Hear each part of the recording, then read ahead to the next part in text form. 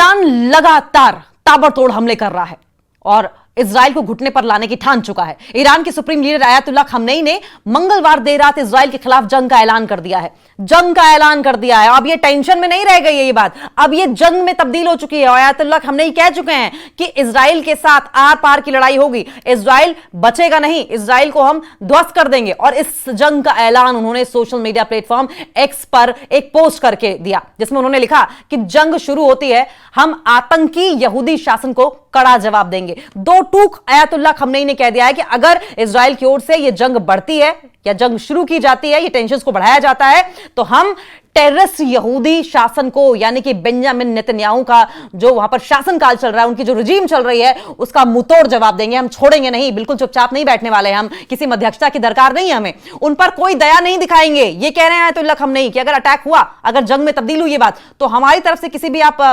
मुरव्वत की गुंजाइश नहीं रह जाएगी, कोई आप इस बात की उम्मीद मत करिएगा। हम मुंहतोड़ जवाब देंगे, हम कोई दवा नहीं करेंगे, कोई रहमत नहीं दिखाएंगे। इस ऐलान के बाद ईरान ने इजराइल पर 25 मिसाइलें दागी, एक नहीं दो नहीं बल्कि 25 मिसाइलें। देखिए, शुरुआत ही हुई थी जब 140,000 ड्रोन दागे गए थे, 200 मिसाइलें दागी गई और उसके बाद एक फ्रेश बैच मिसाइल्स का दागा गया, फिर कल फिर मिसाइल की दागी गई। न जाने कितने ही अटैक ईरान इजराइल पर कर चुका है और अभी फ्रेश जानकारी जो आ रही है, 25 मिसाइलें दाग दी हैं एक बार फिर से ईरान ने इजराइल पर। और ईरानी मीडिया में खबर क्या छप रही है, देखिए ईरानी मीडिया ये बता रही है कि ईरान की जो सैन्य शाखा है, यानी कि मिलिट्री विंग है, IRGC यानी कि इस्लामिक रेवोल्यूशनरी गार्ड कॉर्प्स ने यह जानकारी दी है कि बुधवार सुबह इजराइल पर फतेह मिसाइल से अटैक किया गया। और यह पहली बार है जब इस जंग में फतेह 1 का इस्तेमाल किया गया है।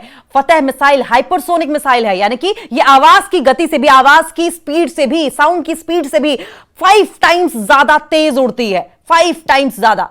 IRGC ने यह भी जानकारी दी कि फतेह मिसाइलों ने इजराइल के एयर डिफेंस सिस्टम को भेद दिया और बार बार उनके सुरक्षित ठिकानों को निशाना बनाया। देखिए, इजराइल का एयर डिफेंस सिस्टम सबसे ज्यादा ताकतवर माना जाता है और ऐसे में अगर इजराइल के एयर डिफेंस सिस्टम को भेद दिया गया है, उसको डिस्ट्रॉय कर दिया गया है, तो जाहिर है कि इजराइल की स्थिति क्या होगी, इजराइल किस तरीके से इस वक्त सख्ते में होगा, टेंशन में होगा, यह अपने आप में समझा जा सकता है। और न सिर्फ एयर डिफेंस सिस्टम को डिस्ट्रॉय किया, बल्कि कई बार ऐसा था कि ईरान ने उनके जो सिक्योरिटी साइट्स हैं, सिक्योरिटी बेसिस हैं, जहां पर छुपकर सैनिक रह रहे हैं या मिलिट्री बेसिस जो बनाए गए हैं, उनको भी टारगेट किया, उनको भी नुकसान पहुंचाया है। अब वॉल स्ट्रीट जर्नल की एक रिपोर्ट में क्या कहा गया है, दरअसल उसमें यह कहा गया कि इजराइल के पास अब एरो इंटरसेप्टर मिसाइलों की कमी हो रही है। इजराइल जो अपने हथियारों के लिए जाना जाता है, उनके पास अब एरो इंटरसेप्टर मिसाइलों की कमी हो रही है। ये इंटरसेप्टर ईरान जैसी जगहों से आने वाली लंबी दूरी की बैलिस्टिक मिसाइलों को रोकने के लिए अहम माने जाते हैं। लेकिन अब क्योंकि जब इनके पास ये है ही नहीं, तो ईरान जब हमले करेगा, मिसाइल्स दागेगा, तो रोकने के लिए कोई नहीं होने वाला है। ये इंटरसेप्टर जो है वो उनके पास मौजूद नहीं है, तो जाहिर है ईरान के लिए रास्ता साफ है। ईरान एक के बाद एक कई बैलिस्टिक मिसाइल्स दागेगा जो सीधे अपने लक्ष्य को, अपने टारगेट को भेद कर चली आएंगी। रिपोर्ट में एक अमेरिकी ऑफिसर ने यह भी कहा है कि अमेरिका को इस समस्या की जानकारी महीनों पहले दी गई थी कि इजराइल के पास इंटरसेप्टर्स नहीं है। अब वो इजराइल की रक्षा के लिए जमीन से, समंदर से, हवा से अपनी सैन्य मौजूदगी बढ़ा रहा है, यानी कि किसी न किसी तरीके से इजराइल को हेल्प करने की कोशिश कर रहा है अमेरिका। ईरानी मीडिया में जो खबर छपी है उसके अनुसार देखिए क्या कहा जा रहा है। IRGC रेवोल्यूशनरी गार्ड ने सुबह इजराइल पर पहली बार फतेह मिसाइल इस्तेमाल करने का दावा किया था, लेकिन अब ये भी समझिए कि IRGC ने कहा है कि ईरान का अब इजराइल के आसमान पर कब्जा हो चुका है।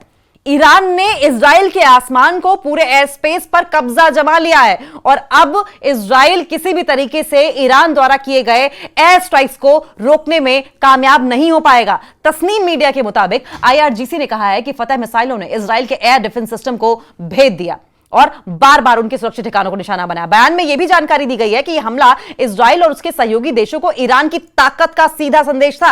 ईरान ने दावा किया है कि इजराइल इन हमलों से खुद को बचाने में पूरी तरीके से असमर्थ है। और इस बीच वाशिंगटन स्थित एक ह्यूमन राइट्स ग्रुप ने भी इस बात का दावा किया है कि ईरान में जो मौत का आंकड़ा है अब वो बढ़ गया है, जबकि घायलों का आंकड़ा भी बढ़ा है। और यह वजह है कि ईरान अब और अग्रेसिव तरीके से अटैक करेगा और कोई इसमें दो राय नहीं है कि ये जो अग्रेशन है वो और बढ़ेगा। ईरान की सरकार ने अब तक मौतों की पूरी जानकारी नहीं हालांकि साझा की है, लेकिन आखिरी बार ईरान ने सोमवार को हताहतों की जानकारी शेयर की थी। सरकार के मुताबिक इस लड़ाई में कई मौतें हुई हैं, कई लोग घायल भी हुए हैं।